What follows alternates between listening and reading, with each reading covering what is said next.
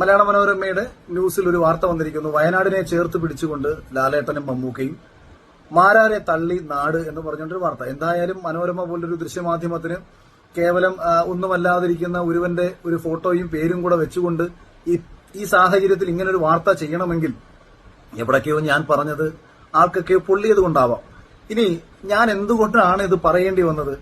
പ്രിയപ്പെട്ട മനോരമയോടും ന്യൂസ് 24നോടും ഏഷ്യാനെറ്റിനോടും റിപ്പോർട്ടറിനോടും ഒക്കെ പറയാം, മീഡിയ വണ്ണിനോടും ഒക്കെ പറയാനുള്ളത്, നിങ്ങളാണ് ഇതിന്റെ യഥാർത്ഥ കാരണക്കാർ. പ്രിയപ്പെട്ട കമ്മ്യൂണിസ്റ്റ് പാർട്ടി പ്രവർത്തിക്കുന്ന സുഹൃത്തുക്കളെ, കഴിഞ്ഞ 2-3 ദിവസമായി ചില അഭിപ്രായ വ്യത്യാസങ്ങൾ നമുക്കിടയിൽ ഉണ്ടെങ്കിലും ഈ ഒരു കാര്യത്തിൽ നിങ്ങൾ എന്റെ കൂടെ നിന്നാൽ ഞാൻ നിൽക്കുമെന്ന് പ്രതീക്ഷിക്കുന്നു. കാരണം മുഖ്യമന്ത്രിയുടെ ഓഫീസ് സംശയത്തിന്റെ നിഴലിലാണെന്നും ദുരിതാശ്വാസ നിധിയിൽ ധാരാളം തട്ടിപ്പുകൾ നടന്നിട്ടുണ്ടെന്നും ദുരിതാശ്വാസ നിധി സുതാര്യമല്ലെന്നും പറഞ്ഞ് ആവർത്തിച്ച് വാർത്തയിടുകയും ചാനൽ ചർച്ച സംഘടിപ്പിക്കുകയും കേരളത്തിലെ സകല ജനങ്ങളെയും മുഖ്യമന്ത്രിയെയും മുഖ്യമന്ത്രിയുടെ ദുരിതാശ്വാസ നിധിയെയും സംശയത്തിന്റെ നിഴലിലാക്കിക്കൊണ്ട് ഭരിക്കുന്ന സർക്കാർ കള്ളന്മാരാണ് എന്ന് പറയാതെ പറഞ്ഞു വെച്ച എല്ലാ ദൃശ്യമാധ്യമങ്ങളും ഇന്നിപ്പോൾ ഈ രീതിയിൽ സംസാരിക്കേണ്ടി വരുന്നത് പണം സർക്കാരിന്റെ കയ്യിൽ നിന്ന് പറ്റിയിട്ടാണോ, അതോ വലിയ വലിയ മുതലാളിമാർ മുഖ്യമന്ത്രിയെ അനുകൂലിച്ച് പറഞ്ഞെങ്കിലേ പൈസ നൽകത്തുള്ളൂ എന്ന് പറഞ്ഞതുകൊണ്ടാണോ എന്ന് ഒന്ന് വ്യക്തമാക്കണം. ഞാൻ ഉൾപ്പെടുന്ന സമൂഹം എന്തുകൊണ്ട് 2018-ലും 2020-ലും മുഖ്യമന്ത്രിയുടെ ദുരിതാശ്വാസ നിധിയെക്കുറിച്ച് സംശയം പ്രകടിപ്പിച്ചിരുന്നില്ല, ഇപ്പോൾ പ്രകടിപ്പിക്കേണ്ടി വന്നു എന്നതിന്റെ പ്രധാനപ്പെട്ട കാരണക്കാൾ നിങ്ങളാണ്.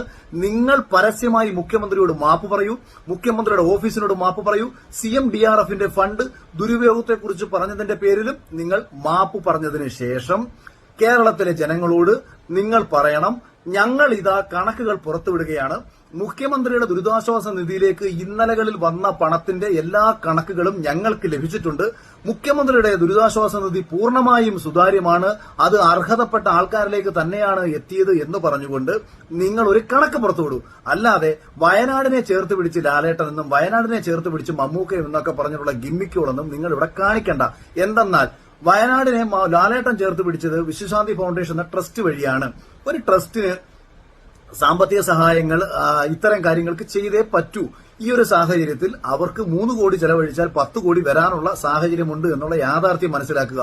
മമ്മൂക്കയെ സംബന്ധിച്ചും കെയർ ആൻഡ് ഷെയർ എന്ന് പറഞ്ഞ ട്രസ്റ്റ് ഉണ്ട്. അതുവഴി ഇന്നലകളിൽ ധാരാളം സഹായം അദ്ദേഹം ചെയ്തിട്ടുണ്ട്, നാളെയും ചെയ്യും. പിന്നെ ഇൻഡിവിജ്വലി ഇവരൊക്കെ എത്രത്തോളം വലിയ ടാക്സ് പേയേഴ്സ് ആണെന്ന് സാധാരണക്കാർക്ക് അറിയത്തില്ലെങ്കിൽ എനിക്ക് വളരെ വ്യക്തമായിട്ട് അറിയാം. 15 കോടി രൂപ 20 കോടി രൂപ റെമ്യൂണറേഷൻ മേടിക്കുന്ന ഒരാൾക്ക് ഒരു സിനിമയ്ക്ക് തന്നെ ഇൻകം ടാക്സ് 10% എടുത്താൽ 1.5 കോടി മുതൽ 2 കോടി രൂപ വരെ ഇൻകം ടാക്സ് അടക്കേണ്ടി വരും. ഒരു വർഷത്തിൽ 2 സിനിമ ചെയ്യുന്ന ആൾക്കാരാണെന്നുണ്ടെങ്കിൽ എത്രത്തോളം രൂപ ഏകദേശം ഒരു വർഷം ഇവർക്ക് പിന്നെ മറ്റു ഇതര വരുമാനങ്ങൾ വേറെ അടക്കേണ്ടി വരും. അതുകൊണ്ട് മുഖ്യമന്ത്രിയുടെ ദുരിതാശ്വാസ നിധിയിലേക്ക് കൊടുക്കുന്ന ഈ തുക ടാക്സ് ഫ്രീ ആണ്. ഈ പൈസ അവർക്ക് ടാക്സ് ഇനത്തിൽ കുറച്ച് കിട്ടുന്ന ഒരു തുകയായതുകൊണ്ട് തന്നെ മറ്റേ ഒരു ചൊല്ലുണ്ടല്ലോ, ഉത്തരത്തിലിരിക്കുന്ന പഴഞ്ചൊല്ല്, ഞാൻ പെട്ടെന്ന് പറഞ്ഞു, പഴഞ്ചൊല്ലിലേക്കൊന്നും കടക്കുന്നില്ല. കാര്യം കുറച്ചുകൂടെ ഗൗരവകരമായിട്ടുള്ള കാര്യങ്ങൾ എനിക്ക് പറയണം. ഇപ്പോ മുഖ്യമന്ത്രിയുടെ ദുരിതാശ്വാസ നിധിയിലെ കണക്കുകൾ കാണിക്കുന്നില്ല എന്നുള്ള കാര്യം മാത്രമാണ് ഞാൻ പറഞ്ഞിട്ടുള്ളത്. അല്ലാതെ ഞാൻ ഒരാളോടും മുഖ്യമന്ത്രിയുടെ ദുരിതാശ്വാസ നിധിയിലേക്ക് പണം അടയ്ക്കണ്ട എന്ന് പറഞ്ഞിട്ടില്ല. എന്നാൽ കഴിയാവുന്ന സഹായം എന്റെ സാമ്പത്തിക ഭദ്രതയ്ക്ക് എത്രയോ മുകളിൽ നിന്ന് ചെയ്യാമെന്ന് പറഞ്ഞത് എന്തുകൊണ്ടാണെന്ന് പറഞ്ഞാൽ, പ്രിയപ്പെട്ടവരെ, നിങ്ങൾ മനസ്സിലാക്കണം, നമുക്ക് ചുറ്റിനും മറ്റുള്ളവർക്ക് സംഭവിക്കുന്ന പല വേദനകളും പല അപകടങ്ങളും ഒക്കെ തന്നെ നമ്മൾ കേവലം വാർത്തകളായി മാത്രമേ കാണാറുള്ളൂ. അത് മനുഷ്യന്റെ പൊതുരീതിയാണ്, പൊതുചിന്തയാണ്. ഒരു വാർത്തയ്ക്കപ്പുറത്തേക്ക് നമ്മുടെ ജീവിതത്തെ ഇതൊന്നും തന്നെ പലപ്പോഴും സ്വാധീനിക്കാറില്ല. പക്ഷേ ഈ അപകടം സംഭവിച്ചത് നമുക്ക് വേണ്ടപ്പെട്ടവരാണെന്നുള്ള ചിന്ത നമ്മളിലേക്ക് വന്നാൽ, അല്ലെങ്കിൽ നമുക്ക് വേണ്ടപ്പെട്ടവരാണെന്നുണ്ടെങ്കിൽ നമുക്കതൊരു തീരാ നഷ്ടമായി തന്നെ മാറും. ദുബായിലുള്ള സമയത്താണ് വയനാടിനുണ്ടായ ഈ ദുരന്തം ഞാൻ കാണുന്നത്.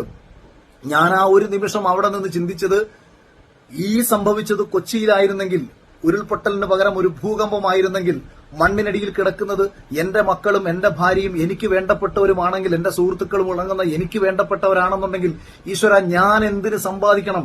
എന്റെ ഈ സമ്പാദ്യങ്ങളൊക്കെ ഞാൻ എവിടെ കൊണ്ടുപോയി ആർക്കൊക്കെ കൊണ്ടു കൊടുത്താലും ഏറ്റവും പ്രിയപ്പെട്ടവരില്ലാത്തൊരു ഭൂമിയിൽ ഞാൻ എങ്ങനെ ജീവിച്ചിരിക്കും? ആ ചിന്തയിൽ നിന്നുകൊണ്ടാണ് എന്റെ സമ്പാദ്യത്തിന്റെ എത്രയോ മുകളിൽ ചെലവായാലും വേണ്ടിയില്ല, ഇത് ജനങ്ങൾക്ക് വേണ്ടി കൊടുക്കണമെന്നുള്ള എന്റെ ചിന്ത വന്നത്, ഇത് ഈ മണ്ണിനടിയിൽ കിടക്കുന്നതൊക്കെ തന്നെ എന്റെ മക്കളാകാം, അല്ലെന്നുണ്ടെങ്കിൽ എന്റെ കൂട്ടുകാരനാകാം. അതല്ലെങ്കിൽ എനിക്ക് ഏറ്റവും വേണ്ടപ്പെട്ടവരാകാമെന്ന ചിന്തയിൽ നിന്നുകൊണ്ടാണ് ഞാൻ ചിന്തിച്ചത് 1 ലക്ഷം രൂപ മുഖ്യമന്ത്രിയുടെ ദുരിതാശ്വാസത്തിലേക്ക് കൊടുത്താൽ എനിക്ക് ധാരാളം കൈയടി കിട്ടും, എനിക്ക് ഒരുപാട് സഖാക്കന്മാർ എനിക്ക് വേണ്ടി കൈയടിക്കും, എനിക്ക് വേണ്ടി സോഷ്യൽ മീഡിയയിലെ പലരും കാര്യം ആരും കുറ്റമൊന്നും പറയാൻ പോകുന്നില്ലല്ലോ. അപ്പൊ ആ ചിന്തയാണ് എന്നെ ഇവിടേക്ക് എത്തിച്ചത്. ഈ ശൂന്യമായ കരങ്ങളുമായിട്ടാണ് ജനിച്ചത്, ശൂന്യമായ കരങ്ങളുമായിട്ടാണ് മടങ്ങുന്നത്. ഇതിനിടയിൽ കുറച്ചൊരു നല്ല പേരെടുക്കാൻ കഴിഞ്ഞാൽ ജീവിതത്തിൽ അതിനേക്കാളും വലിയ സൗഭാഗ്യം മറ്റൊന്നുമില്ല എന്ന് പണ്ടേ ചിന്തിച്ചിട്ടുള്ള ഒരാളാണ് ഞാൻ. കഴിഞ്ഞ ഒരു വർഷത്തിനുള്ളിലാണ് എനിക്ക് സാമ്പത്തികമായി ഏതെങ്കിലും രീതിയിൽ ഭദ്രതയുണ്ടായത്. അതുപോലും ഞാൻ ചിന്തിച്ചിട്ടുള്ള ആളല്ല. പക്ഷെ സമൂഹമാണ് എന്നെ ഇങ്ങനെ ആക്കി മാറ്റിയത്. ഉള്ളതൊക്കെ തന്നെ മറ്റൊരാൾക്ക് കൊടുത്തുകൊണ്ട് ഒന്നുമില്ലാത്തവനെ പോലെ ജീവിക്കാൻ തന്നെയായിരുന്നു ആഗ്രഹം. പക്ഷെ നമ്മുടെ സമൂഹം ഒന്നുമില്ലാത്തവനും പണമില്ലാത്തവനും പട്ടിയുടെ വില തരാത്തത് കൊണ്ടാണ് ഈ രീതിയിലേക്കൊക്കെ കുറെയൊക്കെ സാമ്പത്തിക ഭദ്രത വേണം ഭാവിയിൽ എനിക്ക് വേണ്ടി നിൽക്കുന്ന. കാരണം ഇപ്പോഴും എത്രയോ ആൾക്കാർ സഹായം ചോദിച്ച് വിളിക്കുന്നു. അവരെ സഹായിക്കണമെങ്കിൽ എന്റെ കയ്യിൽ പണം വേണം. എന്റെ വീട്ടിൽ കഴിഞ്ഞ ദിവസവും ആൾക്കാർ വന്നിട്ടുണ്ടായിരുന്നു പലവിധ പ്രശ്നങ്ങളുമായി ബന്ധപ്പെട്ട്. CPM-ന്റെ തന്നെ ഒരു മെമ്പർ എന്നെ വിളിച്ചിട്ടുണ്ടായിരുന്നു. അദ്ദേഹത്തിന്റെ നമ്മുടെ നാട്ടിലുണ്ടായ ഒരു അപകടം. ഇത് സഹായിക്കണമെങ്കിൽ പണം വേണം. അപ്പോൾ ഉണ്ടാക്കുന്ന പണം ആൾക്കാരെ സഹായിക്കാനെങ്കിലും ഗുണകരമാകണം എന്ന ചിന്തയിൽ നിന്നുകൊണ്ട് തന്നെയാണ് ഈ അടുത്ത സമയത്തായിട്ട് ഞാൻ പലപ്പോഴും മുന്നോട്ട് പോയിട്ടുള്ളത്. പിന്നെ ഇതിനിടയിൽ ജീവിതമല്ലേ, കൊച്ചു കൊച്ചു ആഗ്രഹങ്ങൾ എല്ലാവർക്കും ഉണ്ടാവും. അതുപോലെ എനിക്കും ചില ആഗ്രഹങ്ങളുണ്ട്. അതിനപ്പുറത്തേക്കുള്ള അഹങ്കാരങ്ങളൊന്നും എനിക്കില്ല എന്ന് നിങ്ങൾ മനസ്സിലാക്കുക.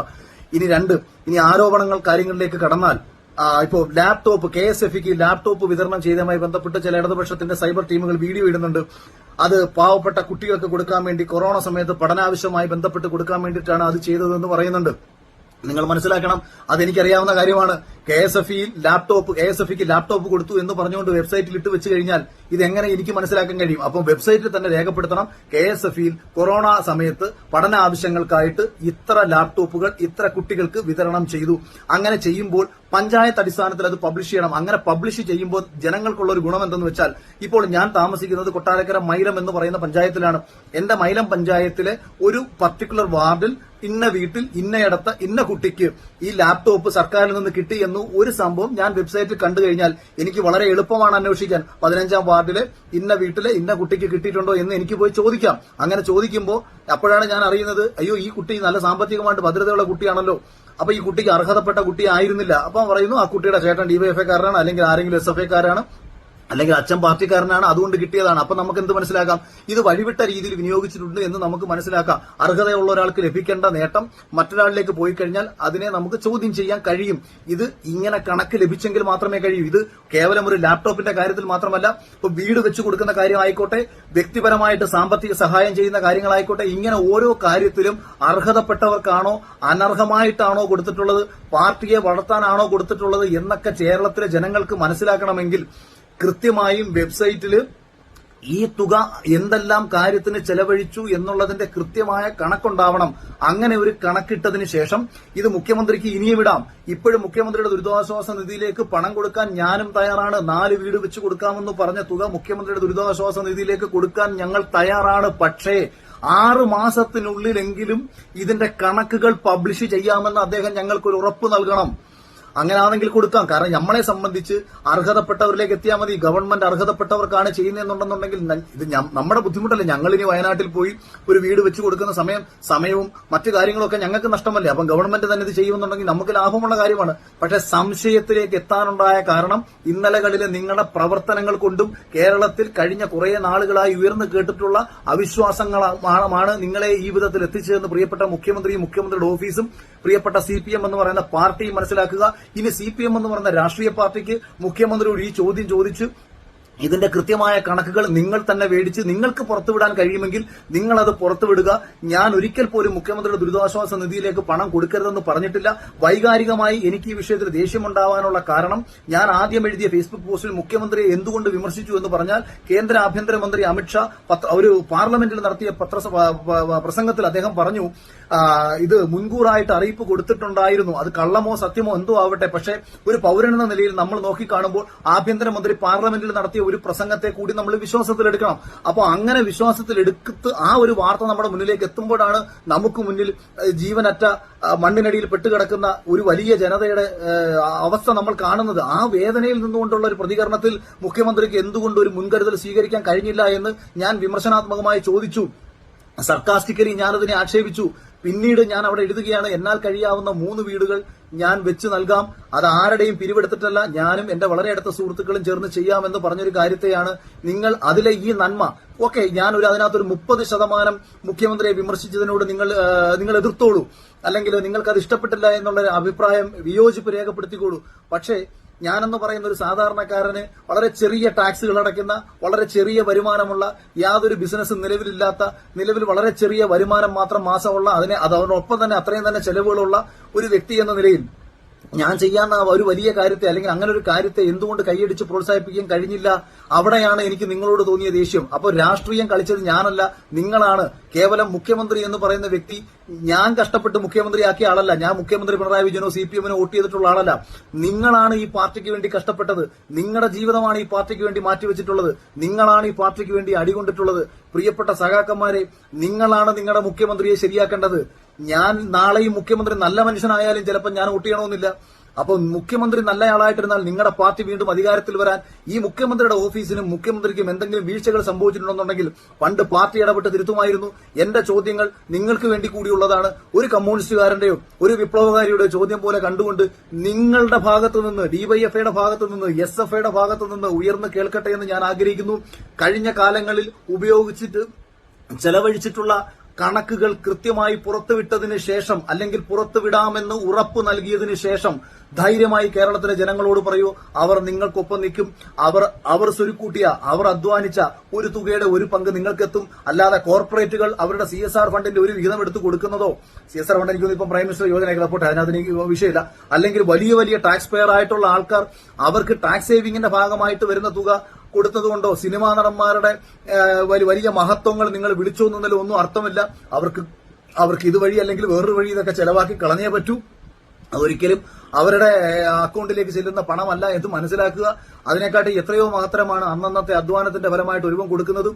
ഇന്ന് സമയം കളഞ്ഞ് അവിടെ പോയി കിടന്ന് ഈ നാടിന് വേണ്ടി കഷ്ടപ്പെടുന്ന ഡിവൈഎഫ്ഐയിലെയും മുസ്ലിം ലീഗിന്റെയും KSUവിന്റെയും യൂത്ത് കോൺഗ്രസിന്റെയും സേവാഭാരതിയുടെയും ഒക്കെ പ്രവർത്തകർ ചെയ്യുന്നത് മൂല്യത്തിന്റെ 10-1 മൂല്യം പോലും ഇവരൊക്കെ കൊടുക്കുന്ന തുകയ്ക്ക് വലിപ്പമുള്ളതായിട്ട് ഞാൻ കാണുന്നില്ല. അതിനെക്കാട്ടിലും എത്രയോ വലിയ കാര്യമാണ് നിങ്ങൾ ചെയ്യുന്നതെന്നാണ് ഞാൻ മനസ്സിലാക്കുന്നത്. അതുകൊണ്ട് മലയാള മനോരമ ഇതിങ്ങനെ പൊക്കിപ്പിടിച്ച് വലിയ ആഘോഷമാക്കേണ്ട കാര്യമൊന്നുമില്ല.